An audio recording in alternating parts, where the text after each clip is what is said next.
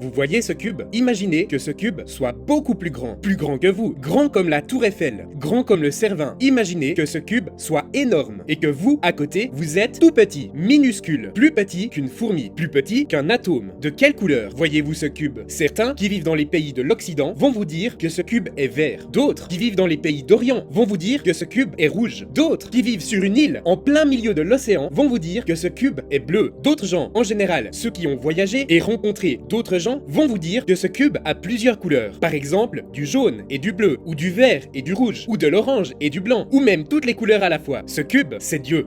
Vous êtes un seul petit carré. Les pays, les religions, les croyances, c'est en général une seule face. Il en est de même pour les prophètes et les prétendus porte-parole de Dieu. Si Dieu existe, il est transcendant, il est infiniment plus grand que nous, et donc il nous dépasse totalement. Chaque personne, chaque famille, chaque pays, chaque religion, c'est une approche de Dieu, mais ce sera toujours une approche incomplète. Si vous croyez que vous pouvez réduire Dieu à une couleur, à une seule religion, à une seule manière de penser, alors soit vous n'avez pas voyagé, vous êtes juste trop petit pour découvrir les autres faces, ou pire, vous avez juste un QI insuffisant pour comprendre que si Dieu existe, alors il est supérieur à tous les humains, quel que soit leur titre. Il est supérieur à tous les livres, il est supérieur à tous les messages, et supérieur à tous les systèmes de croyances. Bref, si Dieu existe, alors il est supérieur à tous les raisonnements humains.